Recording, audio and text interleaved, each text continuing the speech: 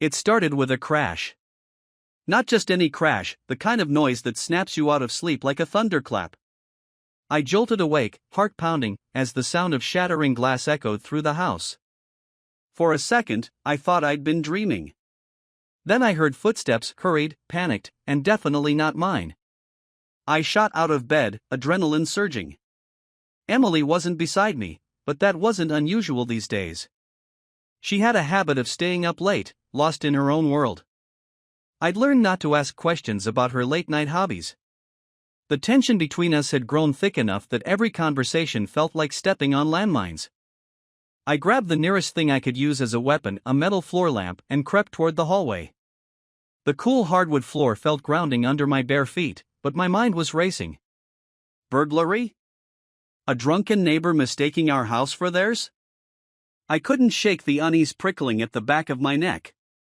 As I edged closer to the living room, I saw her. Emily was crouched by the shattered remains of our glass coffee table. The overhead light spilled over her hunched figure, and I noticed her hands were trembling as she tried to scoop up shards. She froze when she saw me. "Adam," she said, her voice tight, like she'd been caught. "I didn't mean to wake you." I lowered the lamp, confused. "What the hell happened? Are you okay?" I dropped something," she stammered, not meeting my eyes. "Go back to bed. I'll clean this up." I ignored her and stepped closer. That's when I noticed it. There was something under the table, a pair of men's shoes. Not mine. My stomach twisted. "Who's here?" Emily straightened up like a spring snapping back. Her face flushed, and she opened her mouth to respond, but before she could, I heard the sound of another pair of footsteps, this time heading for the back door. I didn't think. I just reacted. Dropping the lamp, I bolted toward the sound, catching a glimpse of a shadow slipping out the door. I threw it open, my bare feet crunching on the gravel outside. The figure was already running down the driveway, disappearing into the night. Who the hell was that? I shouted into the void, but I knew I wouldn't get an answer. When I turned back, Emily was standing in the doorway, arms crossed, her face pale. She looked like she wanted to be anywhere else but there.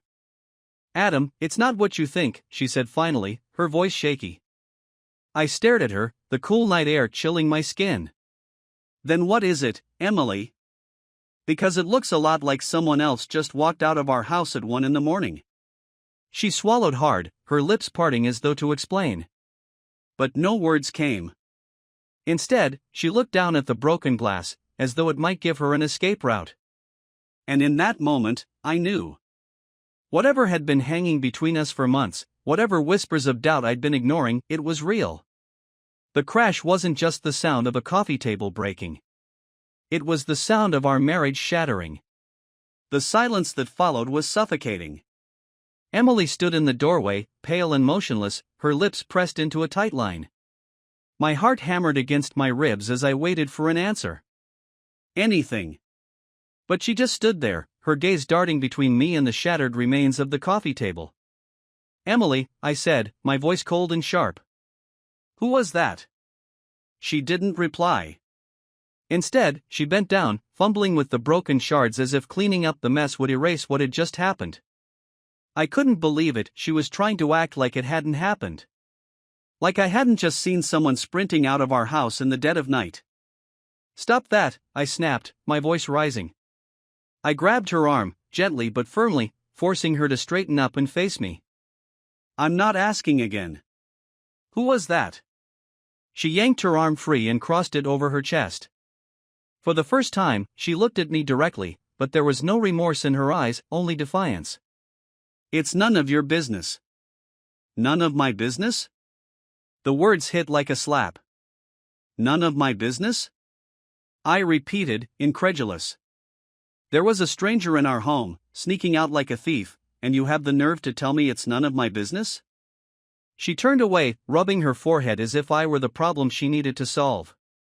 "It's not what you think." I laughed bitterly, my patience unraveling. "Really? Because from where I'm standing, it looks exactly like what I think. So, unless you have a better explanation, now's your chance." I don't owe you an explanation, she said quietly, almost under her breath. I blinked, stunned. You don't owe me, Emily, I'm your husband. That doesn't mean I have to explain every little thing I do, she shot back, her voice rising now. You always act like you're entitled to know everything, Adam. Well, guess what? You're not. The audacity of it all left me speechless. She was flipping the script, trying to turn this into some argument about boundaries. But I wasn't going to let her gaslight me into thinking I was the unreasonable one. Do you even hear yourself?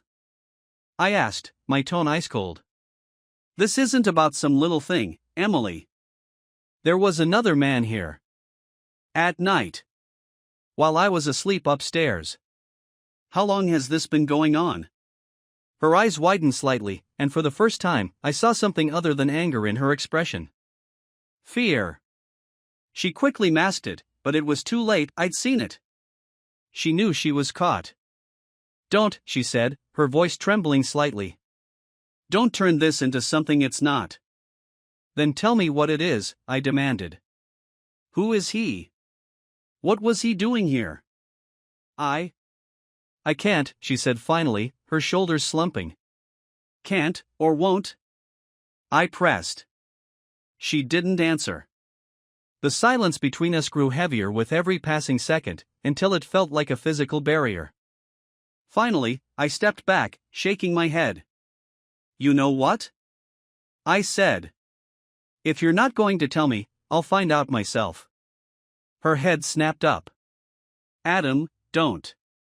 But I was already moving. I grabbed my phone from the kitchen counter and scrolled through the security app. We had cameras outside, nothing fancy, just enough to monitor the front and back doors. I opened the feed from the last hour and rewound until I saw him, a man in his late 30s, tall and broad-shouldered, walking casually through the front door at 12:43 a.m. He wasn't dressed like a thief, jeans, a leather jacket, and a confident swagger that made my blood boil. He looked like he belonged. I paused the video and held it up to Emily. Who is this? She stared at the screen, her face pale but expressionless. Delete it. I blinked. Excuse me? Delete it, she repeated, more forcefully this time. You have no right. No right? I interrupted, my voice rising. This is my home, Emily. Our home. And you let whoever the hell this is waltz in here like it's a goddamn hotel. It's not what you think, she said again, but the words rang hollow. Then explain it. I shouted, my frustration boiling over. Tell me why there's a stranger in our house at midnight. Tell me why you're acting like this is normal. Because right now, the only thing that makes sense is that you're. Don't say it, she cut in, her voice low and dangerous. Cheating on me, I finished, ignoring her warning.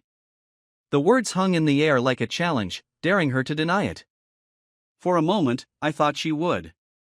Her lips parted as if to argue, but then she closed them again, her gaze dropping to the floor. The silence was deafening. That's it, then, I said, my voice barely above a whisper. You're not even going to deny it. She didn't respond. She didn't need to. Her silence said everything. Something inside me broke. The anger, the disbelief, the hurt, it all crashed down on me at once, leaving me hollow. I turned away, running a hand through my hair as I tried to process what had just happened.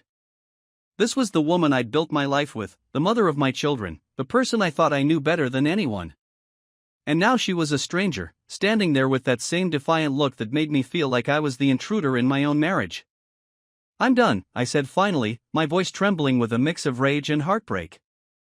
I'm done playing these games, Emily. If you can't even give me the decency of an honest answer, then we're done. Her head snapped up, her eyes wide with panic. Wait, Adam, please. Don't do this. Don't do what? I asked, my voice hard. Don't hold you accountable? Don't ask questions? Don't expect my wife to be loyal? She opened her mouth, but no words came out. I didn't wait for her to find them.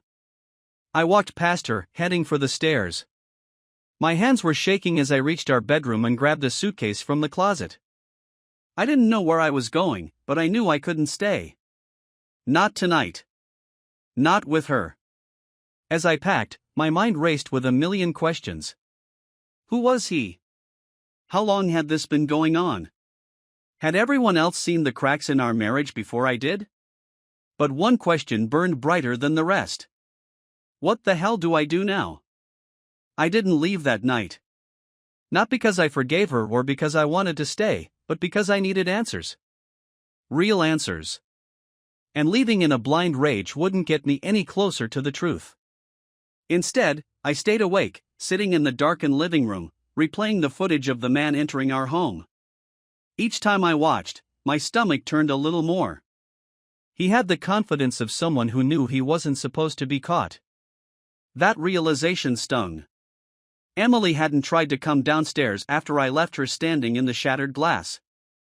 I wondered if she was packing her own bag or sitting on the edge of the bed, waiting for the storm to pass. But I wasn't going to let this blow over. At 5 a.m., when the first light of dawn filtered through the curtains, I heard her soft footsteps descending the stairs. She entered the living room cautiously, her face pale and drawn. For a moment, neither of us spoke. The tension was unbearable, but I wasn't going to make it easier for her. If she wanted to lie to my face, she'd have to work for it. Couldn't sleep, she asked finally, her voice shaky. I ignored the question, holding up my phone with the frozen image of the man on the screen. You've had all night to think, I said, my tone cold. Who is he? Her eyes flicked to the phone, then back to me. She didn't answer. You know, I continued, you're only making this worse. If you think silence is going to save you, you're wrong. Why are you doing this? She asked suddenly, her voice tinged with desperation. Doing this? I repeated, incredulous. Are you seriously asking why I'm upset that some random guy waltzed into my house in the middle of the night? You don't get to turn this around, Emily. You owe me the truth. She crossed her arms, her posture defensive. You're blowing this out of proportion. I slammed the phone down on the coffee table, the sound making her jump. Don't you dare gaslight me. I saw him, Emily. He was here. And you let him in. So, unless you want me to start digging on my own, you'd better start talking. Her eyes narrowed, and for a brief moment, I saw a flash of defiance. Then it faded, replaced by something closer to resignation.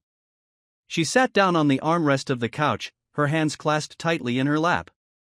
His name is Aaron, she said finally, her voice barely above a whisper. The name didn't ring a bell. And who is he? He's a friend. A friend, I repeated, the word tasting bitter in my mouth. Do all your friends sneak out of the house like criminals? Do they meet you at 1 a.m. while your husband's asleep upstairs? It's not like that, she said quickly. I swear, it's not what you're thinking. Then enlighten me, I said, leaning forward. Because right now, the only thing I'm thinking is that my wife of 18 years has been sneaking around behind my back. She hesitated, chewing on her bottom lip. We met a few months ago, she admitted. At the gym. And? I prompted. And we started talking, she said. It was innocent at first, just small talk while we worked out. But then. I don't know, it just grew. Grew into what? I demanded. Did you sleep with him? Her silence was answer enough. My fists clenched at my sides, and I had to take a deep breath to keep from shouting. So, you've been having an affair. It's not like that, she said again, shaking her head. It wasn't planned. I didn't mean for it to happen. You didn't mean for it to happen? I repeated, my voice dripping with sarcasm. What, did you trip and fall into his bed? Her face flushed with anger, but I didn't care. She didn't get to be angry, not now. Why, Emily? I asked, my voice breaking despite my best efforts. Why him? Why anyone? What was so wrong with our life that you had to go looking for something else? It's not about you, she said quickly, her voice rising. It never was. This is about me. That's a convenient excuse, I said bitterly. But it doesn't answer the question. She stood abruptly, pacing the room as if the motion would help her find the right words. I felt stuck, she said finally. Like my life was on autopilot. Every day was the same. Work, home, dinner, bed. I felt like I was disappearing, Adam. Like I wasn't even a real person anymore, just some extension of this life we built. And Aaron made you feel like a real person? I asked, my tone laced with disdain. She stopped pacing, turning to face me. He made me feel seen. The words hit harder than I expected. Seen, I repeated quietly. You think I don't see you? That I haven't spent the last 18 years trying to be the best husband and father I can be? I've been here, Emily. Every single day. But I guess that wasn't enough for you. Tears welled in her eyes, but I didn't feel sympathy. Not now. Not after everything. I didn't mean to hurt you, she said, her voice trembling. I never wanted to hurt you. But you did, I said, my voice steady. And the worst part is, you don't even seem sorry. I am sorry, she said quickly, stepping closer. I am. But, Adam. I can't change what happened.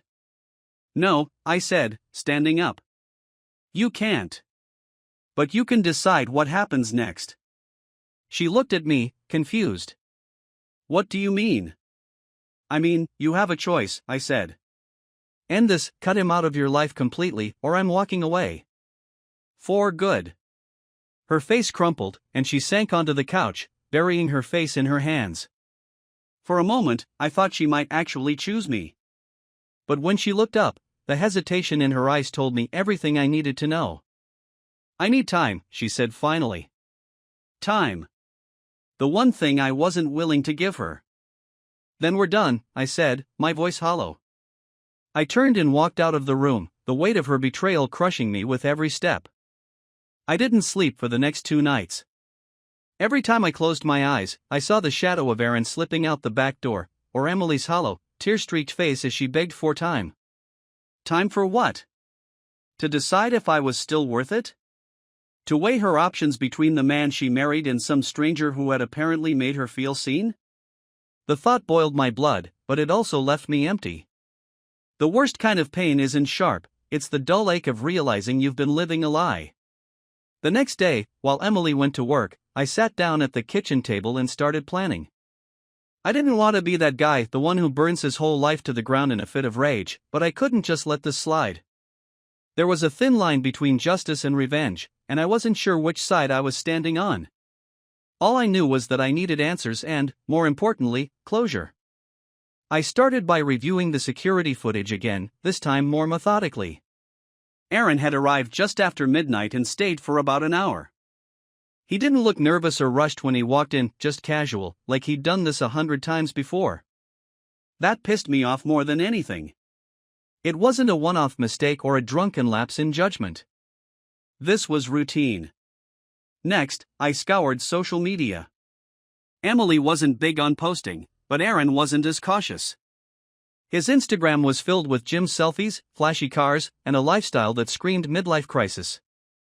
I recognized the gym he frequented, it was the same one Emily had joined 6 months ago.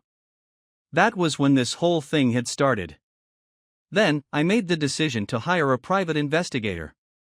It wasn't something I'd ever imagined doing, but I needed concrete proof of the affair. If this was going to end, and it was, I wanted to make sure it ended on my terms. I wasn't about to lose my home, my savings, or my kids because she decided to rewrite history and paint herself as the victim. The PI, a guy named Carl, was no nonsense and professional. I handed over everything I knew, names, photos, timelines, and he assured me he'd have something within a week. That wasn't fast enough for me, but I didn't have a choice. In the meantime, I focused on preparing for the fallout. I met with a divorce attorney, someone highly recommended by a friend who'd gone through something similar. The lawyer, a sharp woman named Angela, didn't waste any time sugarcoating things. Infidelity can work in your favor during the divorce, she explained, flipping through her notes. especially if you can prove it's been ongoing. But you'll need evidence, texts, photos, anything that shows this wasn't a one-time incident. I'm working on that, I said. Good, she replied, closing her folder. The more prepared you are, the better. And I suggest you start separating your finances immediately. If she's been lying about this, there's no telling what else she's been hiding. That night, I sat down with our bank statements, meticulously combing through every transaction. Nothing seemed out of place at first, just the usual grocery bills, utilities, and credit card payments. But then I noticed a pattern: charges from high-end restaurants I'd never been to, spa appointments, and even a hotel booking from 2 weeks ago. My stomach churned as I realized the extent of her betrayal.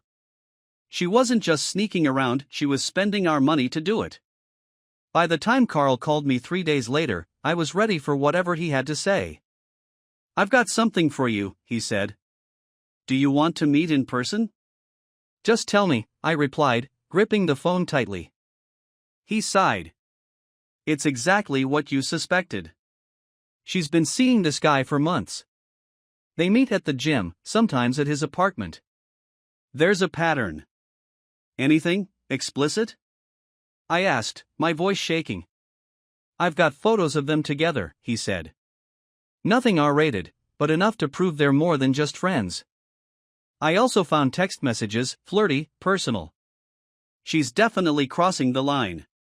I closed my eyes, exhaling slowly. Send me everything. When the email came through, I forced myself to open it. There they were, laughing together in the parking lot, sitting close at a coffee shop, his hand on her back as they entered his apartment building. It wasn't the most damning evidence, but it was enough. Enough to prove she'd lied to my face. Enough to end this sham of a marriage. That evening, I sat Emily down at the same kitchen table where I'd spent countless nights planning my next move. She looked nervous, like she already knew what was coming. I laid the photos in front of her without saying a word. Her face went pale as she flipped through them. Explain this, I said, my voice eerily calm. She looked up at me, tears already welling in her eyes. Adam, No, I interrupted. No more excuses. No more lies. Just the truth. She stared at the table, her hands trembling as she pushed the photos aside. I didn't want you to find out like this. How considerate of you, I said bitterly. So, what now? Are you going to tell me it didn't mean anything? That it was a mistake? It wasn't a mistake, she admitted quietly. But it wasn't serious either. I laughed, a harsh, humorless sound. Not serious? You've been sneaking around with this guy for months, spending our money on him, lying to my face, and you have the audacity to say it wasn't serious? I didn't mean for it to go this far, she said, her voice cracking. I felt lost, Adam. Like I didn't know who I was anymore. And you think I did? I snapped. You think I haven't felt the weight of this marriage, this family, this life? But I didn't cheat. I didn't betray you. Her tears fell freely now, but I felt no sympathy. This wasn't some tragic love story, this was cold, calculated betrayal. I'm filing for divorce, I said finally, my voice steady. You can keep seeing Aaron or whoever the hell you want, but you're not going to do it as my wife. Her sobs turned into pleading. Adam, please. We can fix this. I'll end it. I'll go to therapy. Whatever it takes. It's too late, I said, standing up. You already made your choice. Now I'm making mine. I walked out of the kitchen, leaving her alone with the evidence of her betrayal. As I climbed the stairs, I felt a strange sense of clarity. For the first time in months, I knew exactly what I needed to do. Emily's pleas rang in my ears long after I walked out of the kitchen. I wanted to shut her voice out, but it clung to me, a persistent reminder of everything we had built and everything she had torn apart. There was no going back, but the rage inside me wasn't satisfied with just leaving. Not yet. If she thought she could humiliate me, use me, and still keep the comfortable life we had together, she was wrong. I wasn't going to just quietly file the papers and shuffle out the door while she played the victim. She wanted to lie, cheat, and deceive? Fine. I was going to make sure the world saw her for who she really was. The first step was financial. Angela, my attorney, had made it clear if I could show that Emily had been using marital assets to fund her affair, it would weigh heavily in my favor during the divorce. I didn't have to look far, the receipts I'd uncovered were damning enough. A 5-star hotel stay billed to our joint credit card. Dinners at upscale restaurants where 2 entrees had been ordered while I was home eating leftovers. Spa visits that conveniently aligned with the dates Erin was tagged at nearby locations on social media. I compiled everything into a meticulous folder, labeling each transaction with dates and matching them against her timeline. Angela was impressed when I handed it over. "This will hurt her case," she said with a small, approving nod. "You're doing the right thing, Adam. Stay focused." Focused. That was all I had now. Focus and determination to make sure Emily didn't walk away from this without consequences. The next step was public. Emily cared about appearances, she always had. The perfect family, the charming marriage, the life that looked idyllic from the outside, it was all she ever wanted people to see. So, I decided to pull back the curtain. I started with her parents. They lived 2 towns over and had always been polite, if a little distant, with me.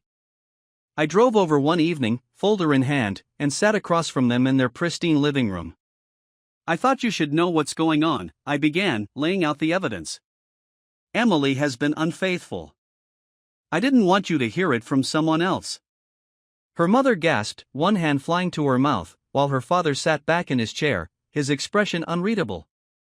I expected anger or disbelief, but what I got was silence. Heavy, awkward silence. "I see," her father said finally. "Thank you for telling us." That was it. No defense, no outrage. Just a quiet acknowledgement that I had shattered the illusion they'd held about their daughter. I left without looking back. Next were our mutual friends. I didn't go out of my way to broadcast the details, but when they reached out to ask why Emily and I were no longer posting family photos or attending events together, I told them the truth. No embellishments, no dramatics. Just the facts. Emily had an affair, I had the proof, and we were getting divorced. The reactions were mixed. Some expressed shock and sympathy, while others hesitated, clearly unsure how to handle the revelation. I didn't care. My goal wasn't to win people over, it was to ensure the truth couldn't be rewritten by Emily's version of events. The final piece of my plan was the most difficult: the kids. Sophie and Ryan were old enough to understand what was happening, but young enough that it would still hurt like hell. I didn't want to involve them, but I couldn't avoid it forever. They deserved honesty, even if it was painful. I sat them down one evening, my heart pounding as I tried to find the right words. "Mom and I are separating," I began, keeping my voice as calm as possible. "It's not because of anything you did. This is between us." Sophie's eyes filled with tears, and Ryan looked away, his jaw clenched. "Why?" he asked quietly. I hesitated. How much should I tell them? Angela's advice echoed in my mind: stick to the facts, but don't overshare. They're still your children, and they'll form their own opinions in time. Your mom made some choices that hurt our family, I said carefully. I don't want to go into details, but I can't stay in a marriage where there's no trust. Sophie nodded, wiping her eyes, while Ryan stood abruptly and left the room. I let him go, knowing he needed space. Emily wasn't home that night, she had been staying with a friend since our confrontation. But when she returned the next morning, she immediately noticed the change in the kids' demeanor. "What did you tell them?" she demanded, her voice sharp. "The truth," I replied, meeting her glare without flinching. Her face twisted with anger. "You had no right." "I have every right," I interrupted. "They're my children too, and they deserve to know why their family is falling apart." She opened her mouth to argue but seemed to think better of it. Instead, she stormed upstairs, slamming the door behind her. I didn't follow. I didn't care. A week later, I put the final part of my plan into motion: the divorce filing. Angela had been thorough, ensuring every piece of evidence was included, every legal angle covered. I signed the papers with a sense of grim satisfaction and had them served to Emily the next day. She called me as soon as she received them, her voice trembling with a mix of anger and desperation. "Adam, please. We can work this out. I'll end it with Aaron. I'll do whatever it takes." "It's too late," I said firmly. "You made your choice, Emily. Now you'll live with the consequences." For the first time since this nightmare began, I felt like I was back in control. The life we had built was over, but I wasn't going to let her destroy what was left of mine. The retaliation wasn't just about revenge, it was about reclaiming my dignity, my future, and my sense of self. As I hung up the phone, I realized that this was just the beginning. The legal battle would be long, and the emotional scars would take years to heal. But I was ready. I wasn't going to let her betrayal define me. She had tried to break me, but all she had done was make me stronger. The papers were served, the boundaries drawn. Emily's reaction wasn't a surprise, tears, anger, pleas for forgiveness all tangled together in a desperate attempt to pull me back. But the die was cast. I wasn't going to be manipulated, and I wasn't going to be her safety net anymore. The truth was out, and there was no hiding from it. I had decided that my path forward wouldn't include her. That didn't mean the road was easy. Divorce wasn't just a word, it was a battle fought in every corner of life. Finances, custody, friendships, everything was scrutinized, argued over, and picked apart until it felt like there was nothing left. Emily's strategy became clear quickly. If she couldn't save the marriage, she'd do everything in her power to make me the bad guy. In the weeks following the filing, she went on a campaign to shift the narrative. She told mutual friends that I had blindsided her, that she'd been struggling emotionally and I hadn't been there for her. She painted herself as a victim, a lonely wife who'd made a mistake because her husband was too distant, too focused on work. I didn't engage. Her lies stung, but I knew the truth, and so did the people who mattered. The evidence I had was undeniable, and anyone willing to take her side after knowing what she'd done wasn't someone I wanted in my life anyway.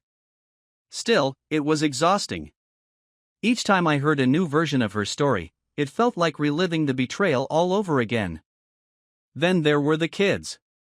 Sophie and Ryan were caught in the middle, struggling to make sense of a world that had suddenly fallen apart. Sophie was quiet, withdrawing into herself in a way that broke my heart. Ryan, on the other hand, was angry at me, at Emily, at the situation. He lashed out, accusing me of ruining the family and demanding to know why I couldn't just forgive her. "Because this isn't just about me," I explained one night as he stood in the doorway of my temporary apartment. "It's about trust, Ryan. Your mom broke that, and I can't pretend she didn't." "She said she'd stop," he countered, his voice thick with frustration. "Isn't that enough?" I shook my head, meeting his glare with as much calm as I could muster. "It's not about stopping. It's about the choices she made, over and over again, to lie and to betray. If she wanted to fix things, she should have done that before it got to this point."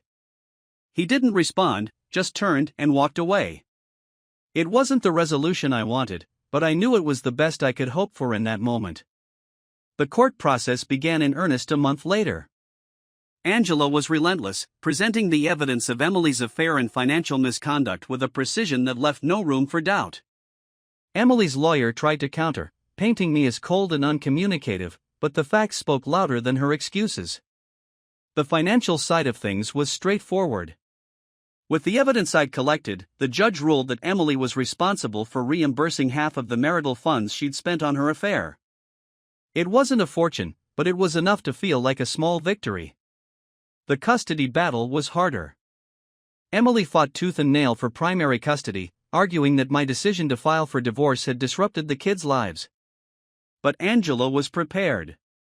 She presented a clear case, backed by testimonials from teachers and counselors, that I had always been an involved and supportive parent.